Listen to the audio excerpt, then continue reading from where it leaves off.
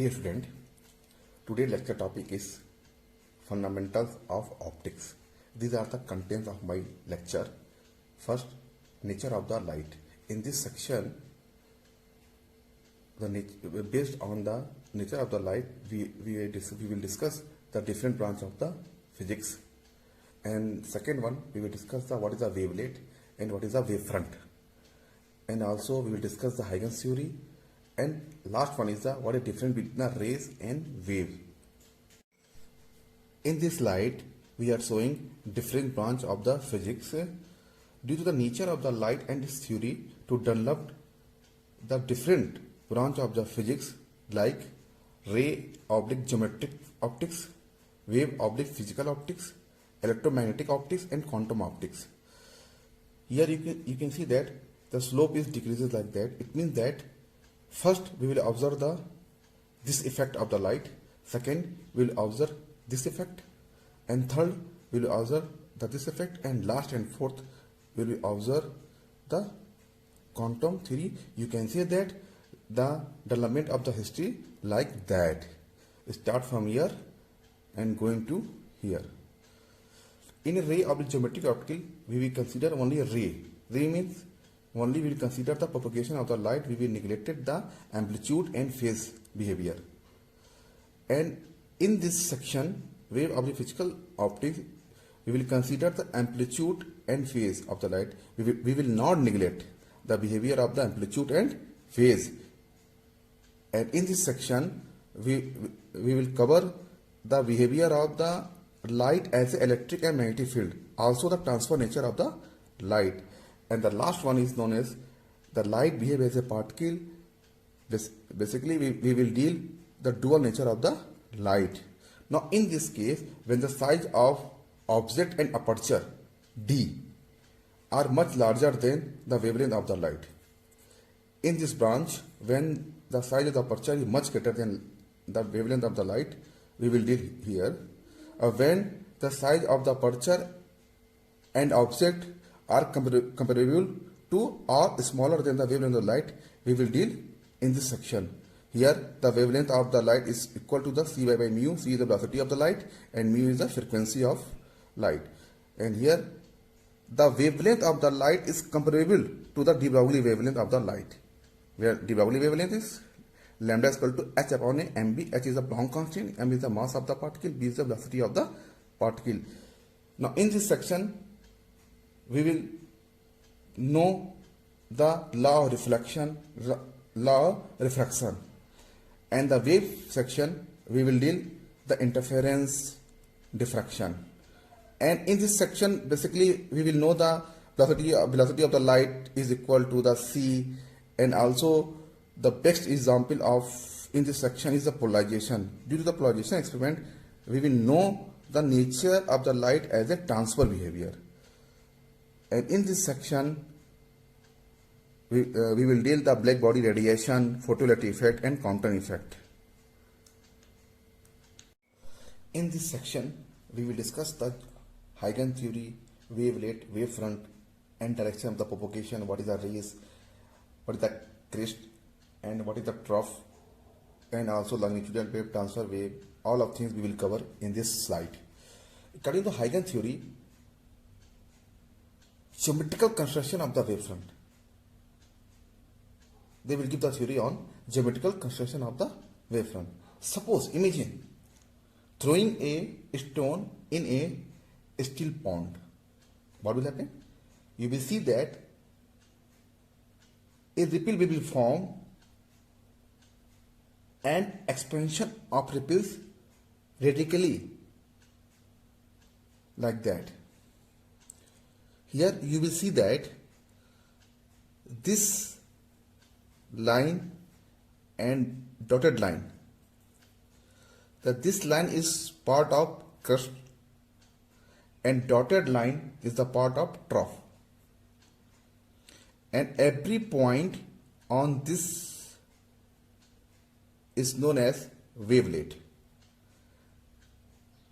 It means that wavelet is a point of disturbance due to the propagation of the light. Here the point will be vibrate its own position, but they will be transferred the energy to next one, take to next one, so that the wave is propagated through the radially manner. And the distance between the two nearest crest is known as wavelength of the wave. You can see here also, here. And here I am giving two examples, a spherical wavefront and plane wavefront. You can see that the wavefront is always perpendicular to the propagation of the light. You can see here. Here also, the rays are always perpendicular to the wavefront, like that. And the direction of the propagation is known as rays. And what is the wavefront? Wavefront is the locus of the point. It means this one, locus of the points, having the same phase of the oscillation. You know very well. This locus of the point have a same phase. This one is have a same phase. This one is the same phase. These are known as wavefront. When the vibration along the propagation, this wave is known as a longitudinal wave. And when the vibration is perpendicular to the direction of the propagation, this behavior is known as transfer wave nature. In this slide, we will discuss the second part of the Huygens theory. According to Huygens theory, each point means wavelet, of the wavefront, a source of secondary disturbance. It means that each point on the wavefront, this point is known as wavelet, behave as a secondary source. It means secondary disturbance. And the wavelet emerging from this point spread out in a all direction. You can see that spread out in a all direction with speed of the wave. Now, suppose that S1, S2, S3 represent the shape of the wavefront at a time t is equal to 0. This point, so that a spherical wavefront at t is equal to 0. Now determine the shape of the wavefront after a time interval of delta t. Now we will calculate the shape, nature of the shape after delta t time interval here. Now each point of the wavefront as a center we draw of radius v into delta t. V is the velocity of the wave in a medium. Here is the radius. Suppose that this light is traveling from here to here at a distance, this one. Now we will draw a circle of each point. We draw now we draw a common tangent of all this sphere, like that. This is a common tangent of. So then we obtain the envelope, which is again a sphere center at O. We will get again a spherical part like that at a center at a O. The shape of the wavefront at a later time delta t is a sphere. Also after a later time delta t you will get again a sphere on a part S1 dash, S2 dash and S3. In this slide, we will discuss the second part of the Huygens theory. According to Huygens theory, each point means wavelet, of the wavefront, a source of secondary disturbance. It means that each point on the wavefront, this point is known as wavelet, behave as a secondary source. It means secondary disturbance.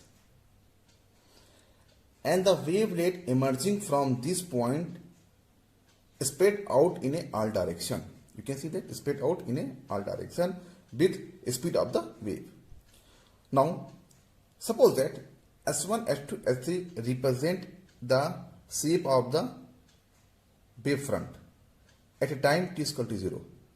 this one, this point, so that a spherical wavefront at t is equal to 0. Now determine the shape of the wavefront after a time interval of delta t. Now we will calculate the shape, nature of the shape after delta t time interval here. Now each point of the wavefront as a center we draw of radius v into delta t. V is the velocity of the wave in a medium. Here is the radius. Suppose that this light is traveling from here to here at a distance, this one. Now we will draw a circle of each point. We draw now we draw a common tangent of all this sphere like that. This is a common tangent of. So then we obtain the envelope, which is again a sphere center at O. We will get again a spherical part like that at a center at a O. The shape of the wavefront at a later time delta t is a sphere. Also after a later time delta t you will get again a sphere on a part S1 dash, S2 dash and S3. In this slide, we will discuss the drawback and how to resolve this drawback by the Huygens theory. In a previous model, we will see that when we draw a circle, you will get a back wave, basically which is not present in a practice. So Huygens theory, he resolved this problem like that. The presence of the back wave is avoided by assuming the amplitude of the secondary wavelet is not uniformly. It will not uniformly, and it is a maximum in a forward direction and 0 in a backward direction. It means that all the amplitude will be goes like that, and here will be a 0. So this problem will be resolved by the Huygens theory. And also Huygens theory explains the rectilinear propagation of the light. And also he can derive the law of reflection and reflection by the using of the Huygens principle.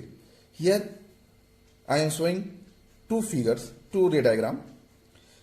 Here you can see that this one is the wavefront, and between the distance between the two wavefronts is known as wavelength of the light.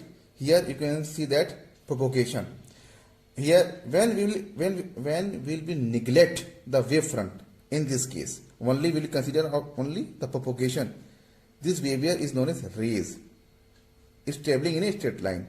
In this case the aperture size is much larger than the wavelength of the light, so we can neglect this part. But in this case we cannot neglect the amplitude and phase part, because the aperture size is very less than the wavelength of the light. This behavior is known as a wave. It is the basic difference between the wave and rays. Thank you. In this slide, we will discuss the drawback and how to resolve this drawback by the Huygens theory. In a previous model, we will see that when we draw a circle, you will get a back wave, basically which is not present in a practice. So Huygens theory, he resolved this problem like that. The presence of the back wave is avoided by assuming the amplitude of the secondary wavelet is not uniformly.